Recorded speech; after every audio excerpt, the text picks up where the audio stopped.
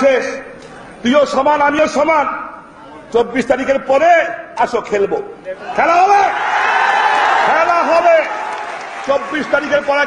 বাংলার ভাইরাল পরাজিত খেলোয়াড় আওয়ামী লীগ নেতা সাবেক সংসদ সদস্য শামীম ওসমান 2024-এর জেনজি এর সাথে খেলায় হেরে দেশ থেকে পালিয়ে গিয়ে শামীম ওসমান রূপ পরিবর্তন করে শামীম ওসামা রূপ ধারণ করেছে।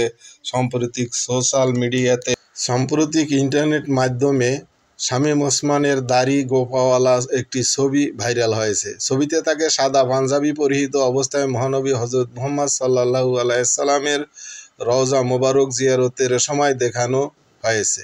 ফেসবুক, ইউটিউব, টিকটক এবং এক্স সহ বিভিন্ন সামাজিক মাধ্যমগুলোতে এটি শামীম ওসমানের হজের ছবি বলে প্রচার করা হচ্ছে। ছাত্র জনতার গণ অভ্যুত্থানের পর 2024 সালের আগস্টে আওয়ামী লীগ সরকারের পতনের পর শামীম ওসমান আত্মগোপনে চলে যান। এরপর থেকে তার অবস্থান সম্পর্কে নির্ভরযোগ্য কোনো তথ্য গণমাধ্যমে পাওয়া যায়নি। সময়ের বিবর্তনে আজ তিনি দেশান্তরিত।